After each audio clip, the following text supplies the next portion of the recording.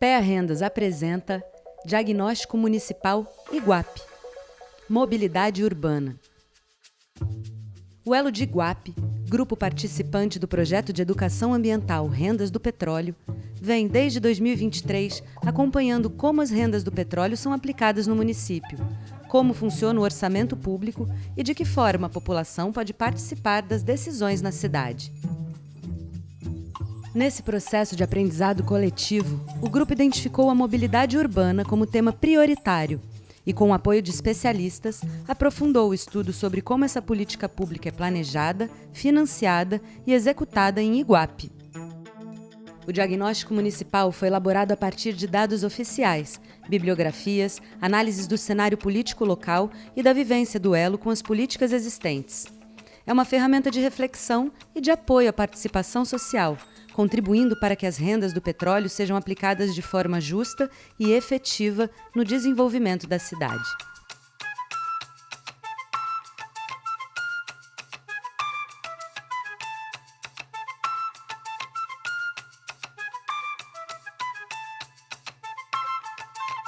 A nossa região ela fica no litoral sul de São Paulo, ainda das mais resistentes da reserva de Mata Atlântica do litoral do Brasil, né?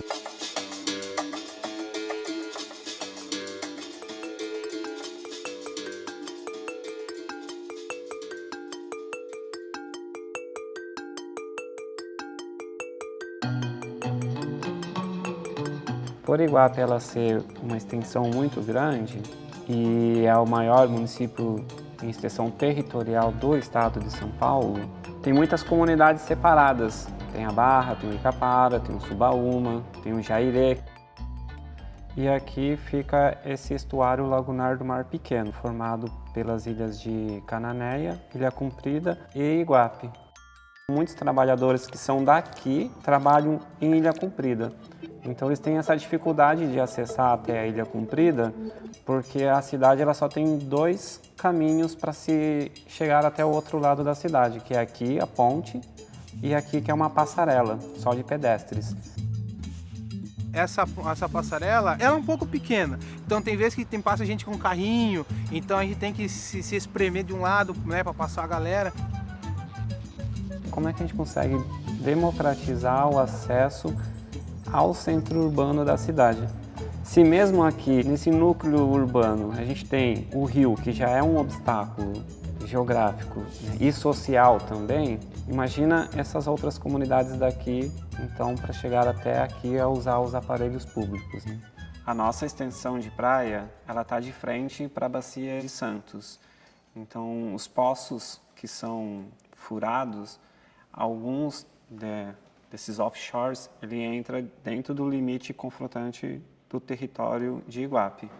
Então, Iguape acaba entrando dentro da distribuição dessas rendas petrolíferas.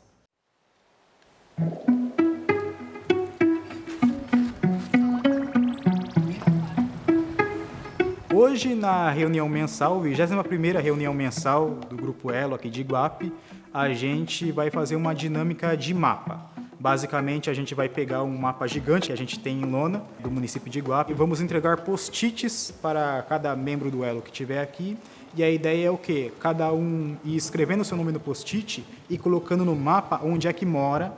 E, além disso, ir também comentando sobre quais são as problemáticas do transporte e da mobilidade urbana dentro da sua região e o que conhece também. E a ideia é ir mapeando tudo isso daí e também ir relacionando um pouco sobre o que a gente conseguiu reunir na construção do diagnóstico municipal, da questão do transporte e da mobilidade. O diagnóstico, ele é uma leitura real do que é o problema da mobilidade e o transporte dentro do município. Ele teve a participação das pessoas, uma pesquisa de campo e uma coleta de dados junto com especialistas, no qual se transformou nesse diagnóstico. E é bom lembrar que o diagnóstico, ele não é uma política pública, ele é um produto que ele vai nos orientar no debate público para falar sobre o transporte e a mobilidade dentro do município de Iguape. No centro eu vou de bike e no trabalho eu vou de moto. O ônibus demorava meia hora, 40 minutos para poder chegar e aí atrapalhava. Aí quando eu vou de bicicleta, eu vou por essa estrada aqui, ó, que não tem ciclovia, e aí a gente tem que ficar disputando espaço com os carros que passam muito rápido. Foi levantado também as questões sobre a precariedade, né? Os veículos que fazem com que a população lá da Barra, do Icapara, e entre outras, né, localidades, possam estar vindo para Iguape. Tem um ônibus que passa perto de lá, é 1h30, mas tem dias que tem bastante gente dentro do ônibus, fica lotado. Prefiro chamar o táxi, sendo que é caro, né? O município de Iguape é o maior do estado de São Paulo, né? Puxa vida, são poucos habitantes, porém muito distribuídos, né?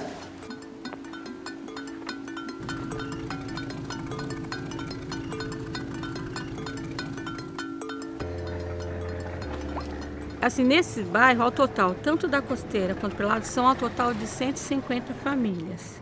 Só que tem acesso ao barco são 52 famílias, porque é distante do bairro do outro. Então, para lá, eles têm acesso de vir pela praia. Aí temos a barquinha dos moradores, inclusive o pessoal está usando essa escolar, porque a escolar é só para os escolares, a dos moradores é só para eles. Mas ela está um período muito grande quebrada, desde a outra gestão. Então, está se usando essa barquinha em horários diferentes do escolar.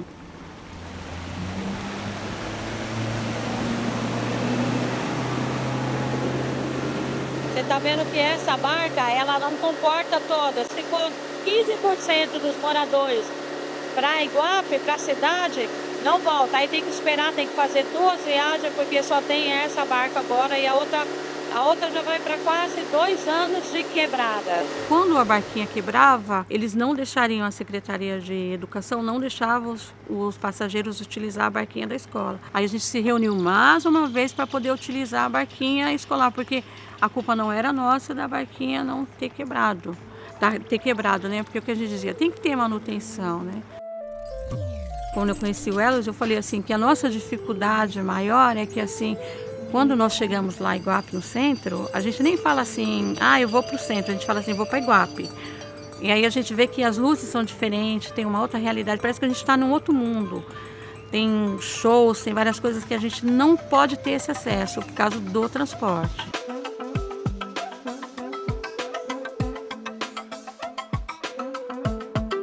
Fábrica de Cultura de Iguape, então para mim é para a cidade de Iguape.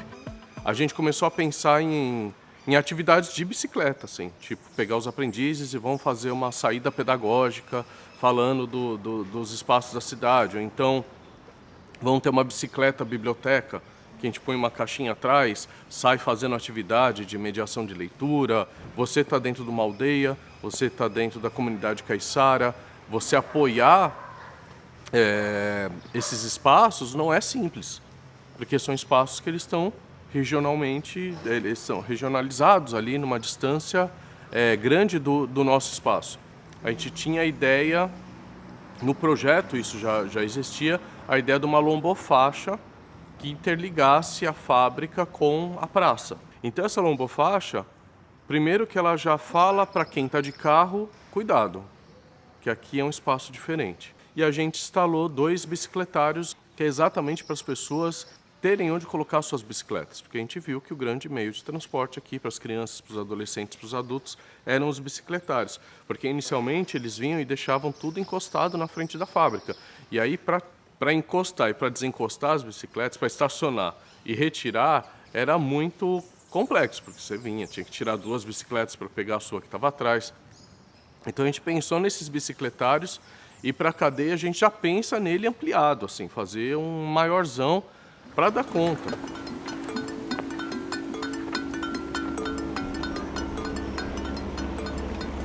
Icapara está mais ou menos, acho que uns 11 quilômetros até Iguape e vai até a Barra, né, a Jureia. E o que as pessoas têm em Iguape para fazer, né? Trabalho, a questão da saúde. Então, para marcar consulta, para ir nas consultas, banco, toda a estrutura é lá. O transporte público aqui, os horários, eles são muito distantes, né? Então, o que eu ouço muito das pessoas aqui é que para elas fazerem alguma coisa em Iguape, às vezes elas levam meio dia, às vezes até um dia todo. E aqui chove bastante, né? E numa dessas chuvas de vento, comprometeu a estrutura do ponto de ônibus, então eles tiraram. As pessoas ficam ali embaixo da sorveteria, ficam do lado da igreja, guarda-chuva. Hoje, aqui no Icapara, no centro do Icapara, nós não temos um ponto de ônibus coberto. Hoje, a estrada que dá acesso de Iguape até a Jureia, seja aqui pelo morro ou seja pelo Quatinga, a sinalização realmente é muito difícil. Em menos de um ano que a gente teve a estrada do Quatinga construída, a gente já teve assim 2 acidentes fatais. Outra coisa, nós não temos acostamento e não temos a iluminação. Isso, tanto para o pedestre quanto para o ciclista, é muito perigoso. E para o motorista também, né? Eu, como motorista, às vezes estou dirigindo na estrada, dependendo da roupa que a pessoa está usando, eu tenho dificuldade de enxergar a pessoa. Então, eu acho que isso é um ponto, assim, bem sério, onde eu penso que os royalties, eles poderiam ser melhor aplicados nessa questão da mobilidade, da iluminação, da sinalização, dos pontos de ônibus, né? E dos horários de ônibus também.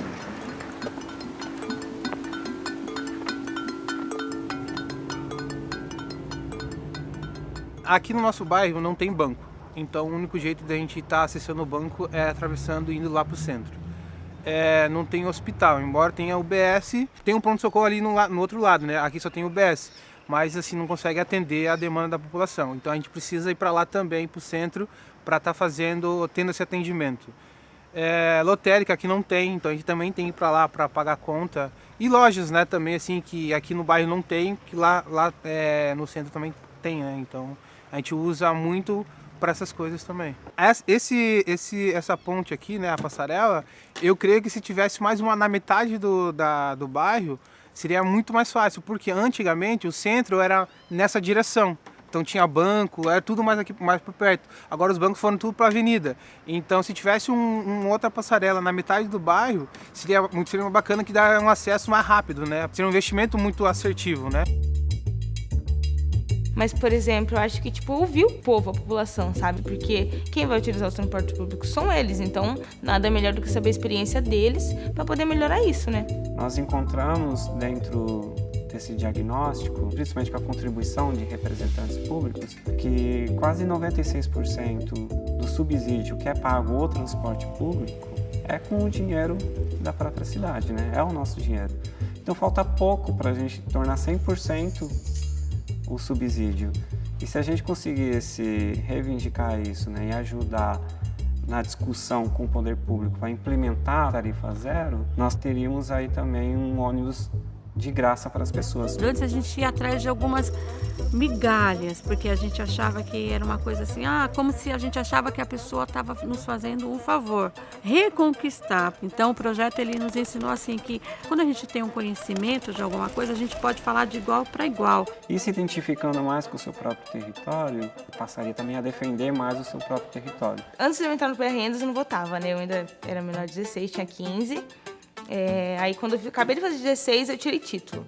Aí eu sempre pensava, eu não voto, então não tem por que eu estar ligada nessas coisas da política. Só que não, porque querendo ou não, mexe na minha vida, né? Então eu tenho que estar ligada mesmo, votando, não votando, participando ativamente ou estando longe.